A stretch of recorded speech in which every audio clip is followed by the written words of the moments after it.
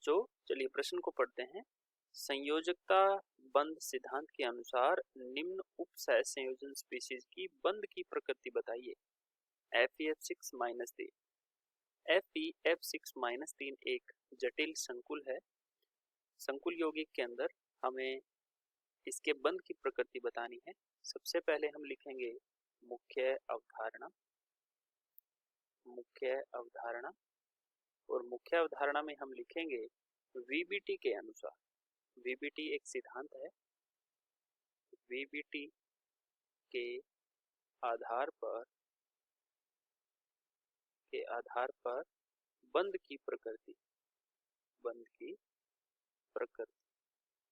चलिए हम देख लेते हैं। हमारा जो यौगिक है Fe(F6-3), इसके अंदर केंद्रीय धातु परमाणु जो है वो Fe है, यानी कि आयरन है। और इस आयरन की सबसे पहले हमें ऑक्सीकरण अवस्था निकालनी। तो Fe की ऑक्सीकरण अवस्था कैसे निकालेंगे?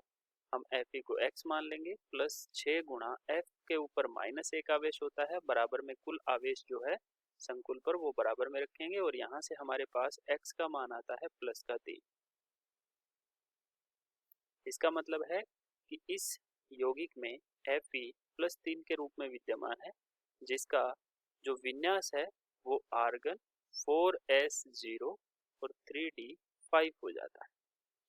क्योंकि इसका परमाणु क्रमांक 26 होता है, 3 इलेक्ट्रॉन निकलने के बाद में 4s0 3d6 में से 4s2 3d6 में से 3 इलेक्ट्रॉन निकलेंगे तो वो बचेगा 4s0 3d5।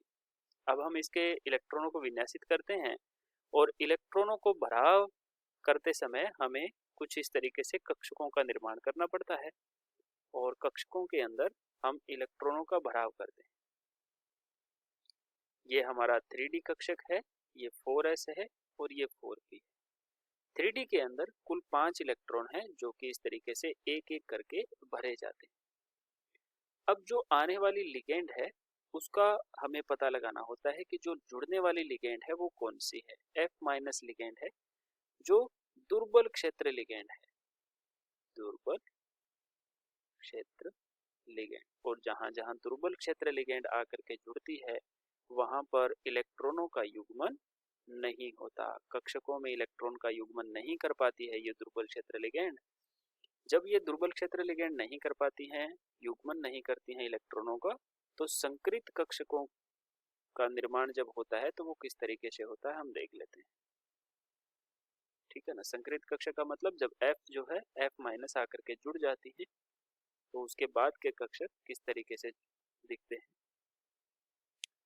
यहाँ पर 5 इलेक्ट्रॉन हैं जो कि अयुग्मित पड़े हुए हैं और यहाँ आगे हमारे पास एक 4D कक्षक आगे का खाली पड़े हुए हैं, पूरे के पूरे 4D।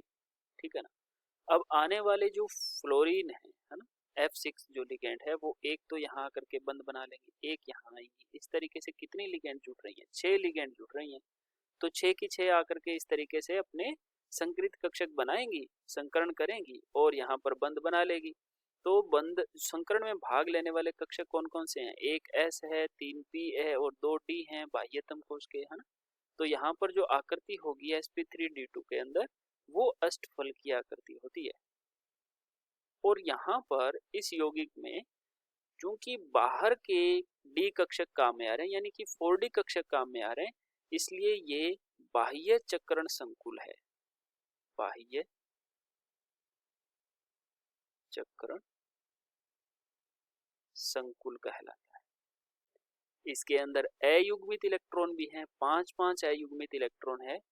5 अयुग्मित इलेक्ट्रॉन उपस्थित है, इसलिए इसकी प्रकृति जो होती है वो अनुचुंबकीय होती है। कैसी होती है इसकी प्रकृति? अनुचुंबकीय होती है। ठीक है ना। तो ये कुछ इस यौगिक के बंध की प्रकृति है जो कि वीबीटी के अनुसार हमने समझाई है। आशा करते हैं आपको समझ आया होगा। धन्यवाद।